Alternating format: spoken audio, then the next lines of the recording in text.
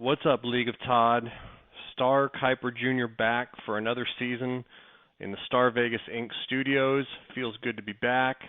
Took a little bit of a hiatus last year, recharged the batteries, but we're excited to be back this year bringing you the best analysis and coverage of the fantasy football season for the 2016 and 17 campaign.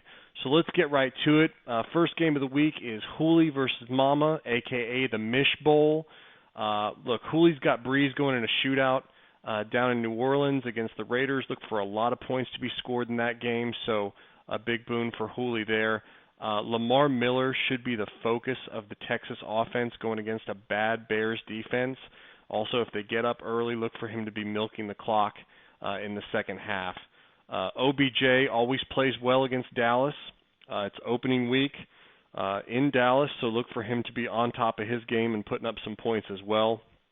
The other addition for Hooley this year, Spencer Ware, looking like he's going to take over the RB1 spot for the first week, maybe couple weeks in that Chiefs offense. We know they're run heavy, and I think the Chiefs are going to run the ball a lot against that San Diego defense, so that should be a plus as well. Over on Mama's side, Bortles and Robinson should be able to put up a good amount of points, especially in garbage time. I look for Jacksonville to be behind the Packers in the second half, much like Jacksonville was in many of their games last year, so look for a lot of garbage time production there.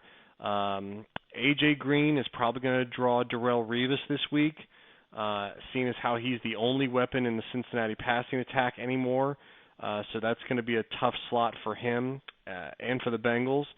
So all things considered, Mama's getting 8 in this matchup. I like Hooley to win, but Mama to cover. Should be a little closer than the 8-point spread. Moving on, we've got Scoresman versus Outlaw. Outlaw's getting 3 in this one.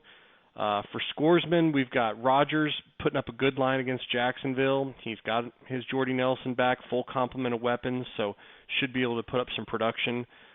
Peterson might get 30 carries this week because of Shaun Hill taking over as the starter with the Bridgewater injury.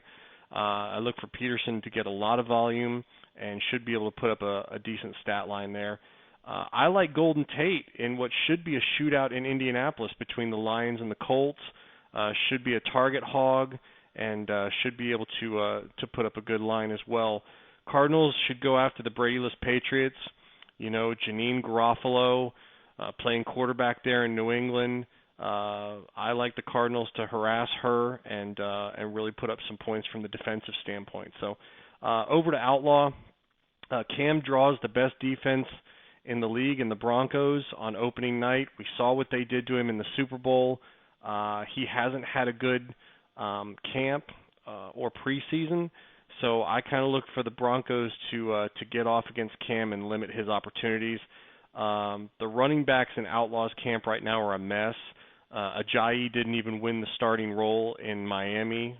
Foster did, so he's playing a second-string running back in his RB2 slot.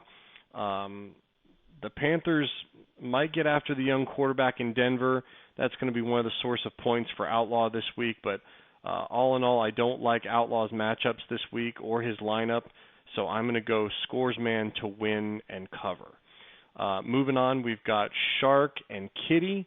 After Shark picks up a kicker that doesn't beat his woman, he should be getting 1. So let's cover Shark's side of things first.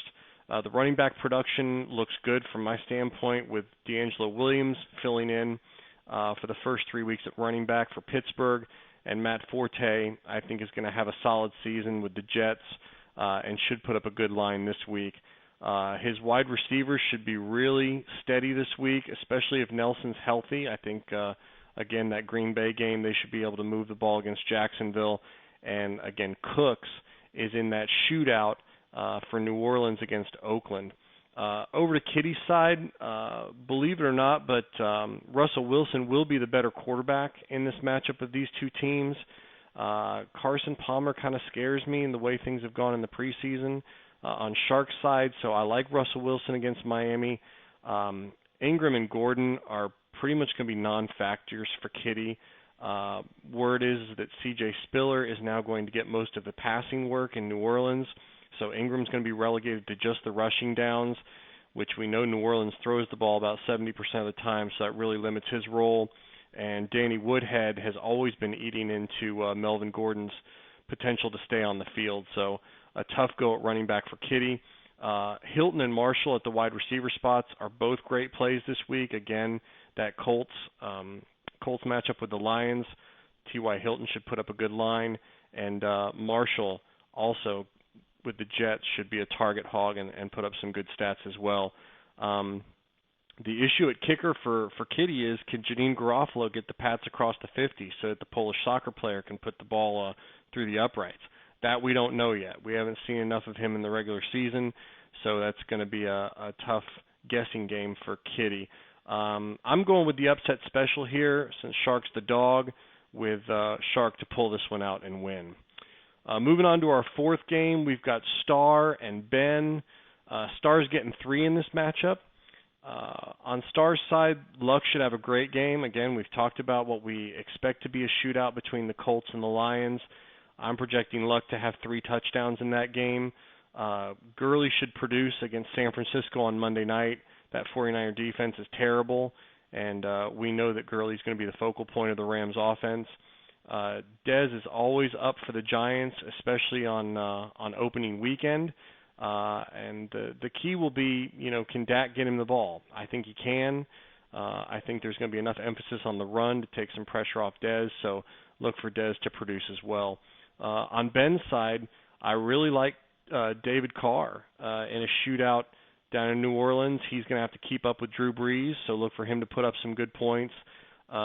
Zeke Elliott is a lock for 100 yards and a score against the Giants. I thought he looked really impressive in the preseason. I like Hopkins to light up that bad Bears secondary. Should have a really decent day. Might disappear in the second half, but I think he's going to do enough damage in the first half to make a nice line.